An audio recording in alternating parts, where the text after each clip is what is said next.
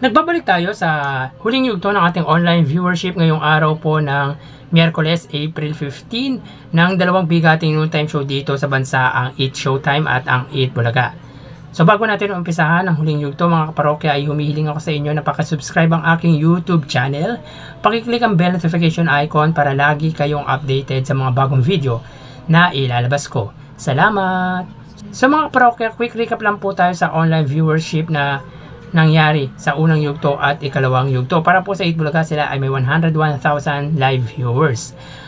Ang Eat Showtime naman po ay may 210,000 live viewers. So ang lamang po ng Eat Showtime sa Eat Bulaga ay 109,000 live viewers. Sa ikalawang yugto, ang Eat Bulaga po ay nakakuha ng 130,000 viewers. So ibig sabihin, ang Eat Bulaga po ay nadagdagan ng viewership na 29,000 sa ikalawang yugto. Ang Eat Showtime naman po ay may total na 247,000 viewers. So ibig sabihin, ang Eat Showtime din po ay nadagdagan ng 37,000 sa ikalawang yugto. At lamang po nito sa Eat Bulaga ay 117,000 viewers. Kung sa unang yugto ay 109,000 viewers ang lamang ng Eat Showtime, sa ikalawang yugto naman po ay 117,000 live viewers.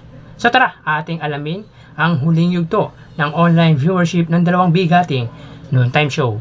Para po sa Eat Bulaga under TVJ Facebook page, may 2.2 million followers at sa Eat Showtime na may 17 million followers. So sa ikalawang yugto mga parokya, ang Eat Bulaga po ay may 15,000 viewers at ang Eat Showtime naman po ay may 26,000 live viewers. So may kita po natin ang Eat Bulaga ay may segment na Sugod Bahay mga kapatid at meron po silang 8,000 viewers. Ang Eat Showtime naman po ay may 9.1 thousand viewers at meron po silang segment na Tawag ng Tanghalan Kids. So click po natin mga kaparokya para po sa Eat Bulaga. Para po sa Eat Showtime, sila po ay may 9.1 thousand viewers at ang Eat Bulaga ay may 8,000 viewers. So ulitin po natin. Para po sa Eat Bulaga, sila po ay may 8,000 viewers at ang Eat Showtime ay may 9.2 thousand viewers. So may kita po natin dito pagdating sa live viewership nila sa huling yugto. Ang Eat Showtime pa rin po ang angat pagdating sa live viewers Facebook. Meron po silang lamang na more than 1,000 viewers. So bali dito, ang Eat Bulaga po ay nabawasan mula sa ikalawang yugto ng 7,000 viewers. Samantalang ang Eat Showtime naman po ay nabawasan po ng 17 live viewers. So mapunta naman po tayo sa TV Network YouTube channel. Para po sa Eat Bulaga under Eat Bulaga TV5 Philippines na may 1.73 million subscribers. Ang Eat Showtime naman under ABS-CBN Entertainment YouTube channel na may 47.4 million subscribers. So mga parokya, sa ikalawang yugto, ang TV5 po ay may 53,000 live viewers. Ang Eat Showtime naman po ay may 113,000 live viewers. Click po natin para po sa Eat Bulaga, sila po ay may 36,000 live viewers. Ang Eat Showtime naman po ay may 79 or 78,000 live viewers. So ulitin po natin, as of 2:23 PM ang Eat Bulaga, sila po ay may 36,000 live viewers. Under po yan sa TV5 Philippines. So dito, may kita po natin na nabawasan po ang TV5 ng 17,000 viewers mula sa ikalawang yugto.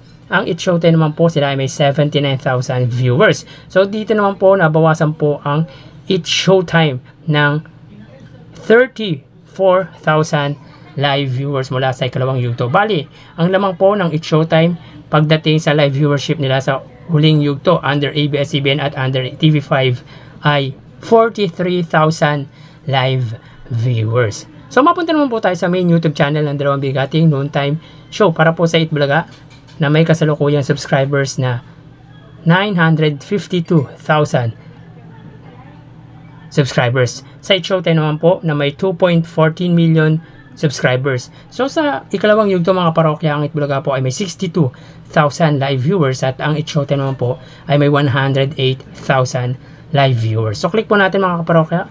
Para po sa Eat Bulaga, sila po ay may 45,000 live viewers.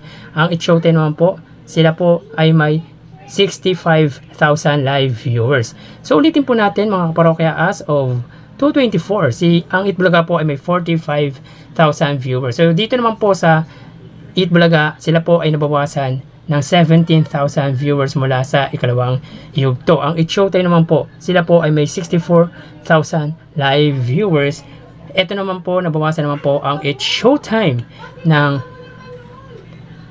42,000 live viewers. So dito ang lamang po ng It's Showtime sa Eat Bulaga ay 19,000 live viewers. So, bali ang total na nakuha ng Eat Bulaga, both Facebook Live at YouTube Live ay 89,000 live viewers at ang It's Showtime naman ay nakakuha ng 152,000 live viewers. So, bali dito sa huling yugto, ang lamang po ng It's Showtime sa Eat Bulaga ay 63,000 live viewers. So, quick recap po tayo sa unang yugto. Ang lamang po ng It's Showtime sa Eat Bulaga ay 109,000. Sa ikalawang yugto po ay 117,000 at sa huling yugto po ay 63,000 live viewers. So, malaki po ang nawalang viewers ng Eat Showtime pagdating sa huling yugto kaysa sa Eat Bulaga. Yan po lumalabas sa kanilang online viewership ngayong araw at bukas ay matutunghayan nyo na naman ang panibagong yugto ng ating online viewership ng dalawang bigating noontime show dito sa bansa. Magpapaalam na po ako. Thank you and God bless.